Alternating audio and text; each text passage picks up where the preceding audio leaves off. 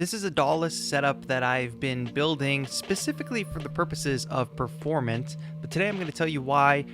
There are some things I like about this setup, but ultimately I don't think it is the best for performance. Let's get into it. If you want to see this setup in action, I just dropped a live performance of my song Nostalgia Core where I used this entire setup. That's a new track on my new album, and I think you'll enjoy listening to it. So go watch the full performance, come back and watch this breakdown.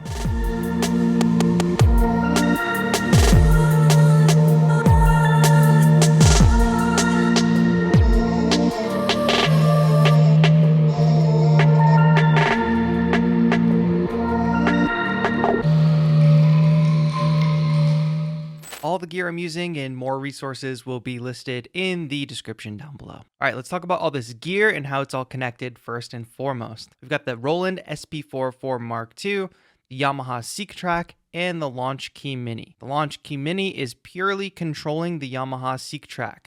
I can trigger the drums on the pad. I can also trigger the samples on the purple pads.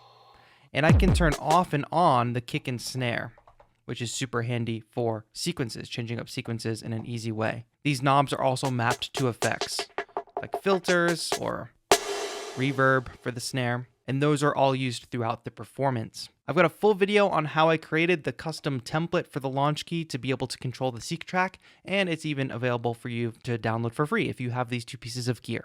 So we are able to both power the SEQTRAK and the Launchkey Mini and connect the Launchkey Mini to the SEQTRAK via this USB hub right here. So this USB hub is receiving external USB-C power currently from my computer, but I could use that with a portable charger. Then the Launchkey is connected to the USB hub. Then this USB hub is connected to the SEQTRAK via the USB port. The SEQTRAK serves as the main drum machine and synth in this setup. So I've got preloaded sequences here. Actually, two different preloaded sequences. And then I have an empty sequence, which I use to sort of build up during the intro of the performance. But this just gives me a space to be able to improvise. Like that. Now, I could also control the synths directly from the SEQTRAK, but instead, of course, I use the keybed of the Launchkey to play the synth from the SEQTRAK when it comes time to do a solo or play some synth sounds. The audio out from the phone's jack on the SEQTRAK is going stereo in to the SP404mk2, and the SP404mk2 is also providing the master clock. So when I go ahead and cue a pattern here on the SP404mk2, the SEQTRAK will start playing. You hear those drums playing, and I can switch to different sequences.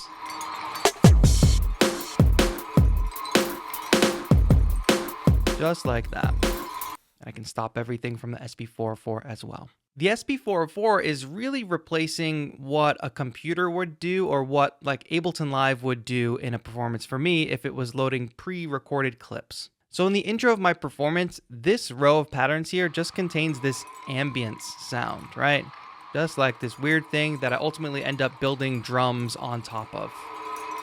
That's just to get the time going, and eventually it gets me to be able to build a nice 4-bar loop as the intro of the track. You're seeing multiple patterns here. These are all identical in this row. And this is just to serve the purpose of when I'm rehearsing, if I get through the performance or if I get to a point where I make a mistake, I can just copy like a template of that pattern up to this pattern. So I can just continuously practice, and I have blank versions here that I can always jump into if I want to keep a fluid practice and rehearsal as I run the performance over and over again. But basics here is that the SP404 contains this very simple pattern, which is triggering 2 samples to make up this weird ambiance. Then here in the 404, I also have other one-shot samples.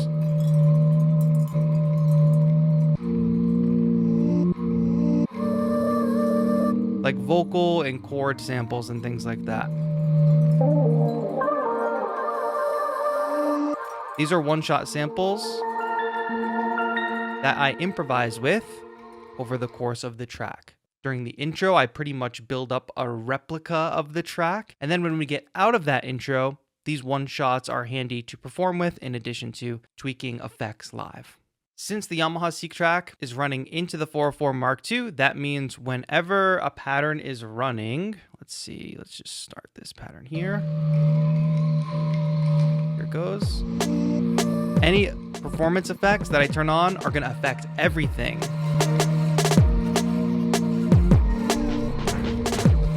These effects are happening to the entire track, SEQTRAK and all. However, any effects on the SEQTRAK are just going to affect the SEQTRAK, so the drums of the track, basically. So now there's no drums. I can filter those back in.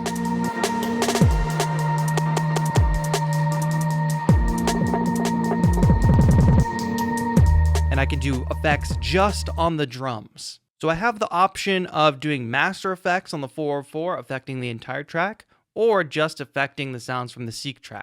These are all pretty standard things that I want from any performance setup. Now, when I get out of the intro of the track, I switch to a different pattern, pattern 4 here, which is the whole track. Like the whole track Nostalgia Core with the parts taken out of it that I want to play. So as we come up on the first verse here, if I bring that filter down, I can start filtering in the verse drums here. Bring these in, and this is the part where the drums are supposed to play. The instrumental that's coming from the 404, however, has no drums in it. Those drums are all coming from the SEQTRAK. And then I can trigger my samples here. Drums are supposed to come out at this part, so I filter them down, and then the drums are out. So I have this sort of hybrid flow where I'm not performing every single musical idea from the song. That has been sort of my performance philosophy as I've been developing these different performance setups. It's not really possible to perform every single part of the song and keep a fluid performance or keep the structure of your song. Like this song was already made before it was converted to a live performance. So there's a little bit of a difference there versus a song that was made specifically for live performance. I hope that makes sense. So essentially, I have a pattern here which contains the entire song minus the parts I'm going to play live. That includes the drums, that includes the synth solo, that includes these one shots that I'm going to trigger from the 404. Now I want to tell you a big reason that I think this is an imperfect performance setup, but I'll do that after I tell you about today's sponsor, DistroKid. When it came time to release my album, I obviously went through a lot of work planning the release, planning this performance to accompany the release, and also just trying to get it up on the stores and hopefully marketing the album once it drops. And DistroKid makes part of that process really, really easy. So I've been with DistroKid since well before they ever became a sponsor for the channel, because you can just upload as much music as you want for a single annual fee, and giving you a really cool link where once your album drops, you can list all the places where people can stream your album. So no matter where people are listening, you can just share one link and they can find your album. But yeah, it's as simple as just clicking and dragging your songs in, clicking and dragging your artwork in. It's uploaded. You get an email saying your songs have been successfully processed, your artwork has been successfully processed. And then finally, when the album drops, you get an email saying they've detected your song on X and Y services. So if you still need a distributor to get your music out there, use the link in the description for 7% off your first year at DistroKid. They've been good for me for all these years as TAETRO. It's the only distributor I've ever used. So give them a shot, pay once a year. You don't have to worry. You get a bunch of fun extras along the way with your account. Thank you so much, DistroKid, for sponsoring this video. Now, let me tell you why this is an imperfect performance setup. All right, so a major reason that I think this is a imperfect performance setup comes down to switching patterns on the Yamaha SEQTRAK. There are 3 basic patterns that I use just in this song. Pattern 3, which I'm getting to by switching the all knob, which is helping me navigate between different patterns on every single instrument, all the instruments. Pattern 3 starts off as my intro track, which I build up, and that's just part of the intro. When it's time to be done with this intro eventually, I need to get off this pattern. Getting off the pattern is easy because I can just spin that knob and it's going to go to another page of blank patterns. So that's really easy. But what happens when I want to get back, or when I want to cue in the first verse drums? I have to hold down this all knob and scroll up to that pattern, release this knob at the proper time, and it should come in on the next downbeat. I was able to do that pretty successfully. Now let's switch to pattern 2, which is the chorus drum pattern. I was able to do that successfully as well.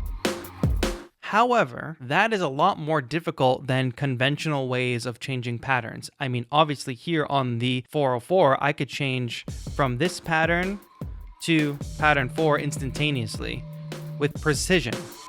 And I can also stop patterns with precision. The mechanic of turning a knob like this on the SEQTRAK leaves a lot of room for error. Number 1, you have to be really focused in knowing what you're scrolling to and what page you're on. Number 2, sometimes when you release a knob, if you make just the slight wrong gesture, like I did there, watch those LEDs. I'm on pattern 2, I want to cue pattern 2, that middle LED. When I release it, it jumped up to pattern 1. That's because I'm not being super careful with how I just gently lift off the knob. So if you're in the moment and you're performing, there's like a lot of energy in the performance. If you just do a quick pull off and it just goes wrong one time, like that time again.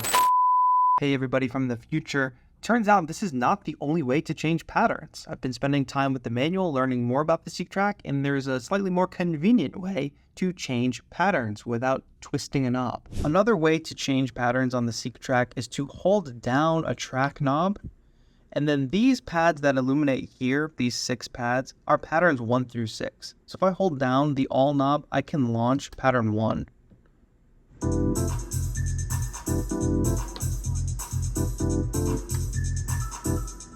It's still a little quirky, but it's better than twisting the knob for sure. Basically, I still have to play twister. Like if I'm reaching between different patterns, it's highly likely that I'll accidentally spin this knob. But I guess that doesn't matter if I'm selecting the patterns. So I really thought the crux of my critique here around the SEQTRAK as a performance box was the inability to accurately switch sequences or patterns. Turns out that's not actually true. Hey, I'm spending every day with this manual trying to learn everything I can about this device. And there's a lot to learn. And what I'm finding is, as I learn more, maybe this is a great performance setup. Though this does still make it hard to tweak an effect like a filter with your other hand while doing that special move in the left. I guess I'll have to practice and see if it's actually a viable performance technique. So sorry if this video ends rather abruptly, because I was wrong about my initial critique. As a composition and music making setup, however, I think this is actually a pretty strong combination. You don't necessarily need the controller with the SEQTRAK. You could use SEQTRAK just with the 404mk2. But as a combo together, having a really powerful synth with a lot of really amazing built-in sounds, very capable drum machine that can easily be synced to the 404, this is a good combo. I can sample things into the 404, I can sketch out ideas, I can mix and mangle them, and ultimately I was able to make what I think is a pretty good performance with this setup. But it's definitely not the ideal performance setup in my mind. If I could rely on the SEQTRAK just to be a sound source rather than using it as a full-on drum machine and sequencer, then it would be better, but that's kind of a redundant piece of gear. You got this big old drum machine that you wouldn't be using in that case, and that doesn't make a lot of sense to me. What would be amazing if one day Yamaha puts out this version of this device, the orange box only, and it only contains the sounds, and it's meant to be paired with a controller. That would be really cool. And guess what? Since you stayed long enough here to the end, I'm going to tell you what I know you've been wondering about this whole time. What is this little waveform device? This is just a little fun thing from an Etsy shop called Dig Dug DIY. It is just a waveform visualizer. So I'm literally just running from the headphones out of the SP404 into this little visualizer. And it just shows the transients and the waveform of the music. And I think it adds a nice touch to a performance like this, where we've got like a top-down view. So Dig Dug DIY on Etsy. I will link that in the description. They do limited drops, so you're gonna have to sign up for their mailing list and wait for another batch of these to drop, but they have a bunch of other cool, weird music gear for you to check out on their shop as well. So just a little plug for them. And thank you to all my members for supporting this channel. Shout out to DistroKid once again for sponsoring and supporting the channel as well. thank you all for watching this channel. Leave a like on your way out. That's the free and easy way to support the channel. If you want to support in a big way, become a member, get access to our Discord server, submit music for feedback reviews, be a part of a really amazing community. A bunch of members-only videos, members-only sample packs that you can download are available there as well. For now, that's going to be it. We'd love to hear if you think you have improvements on this setup, ways we could switch things out, a device that could perhaps replace the SEQTRAK or that just does better at pattern switching. Let me know in the comments down below. That's it for now. Thank you all so much for watching. This has been TAETRO. Have a good one.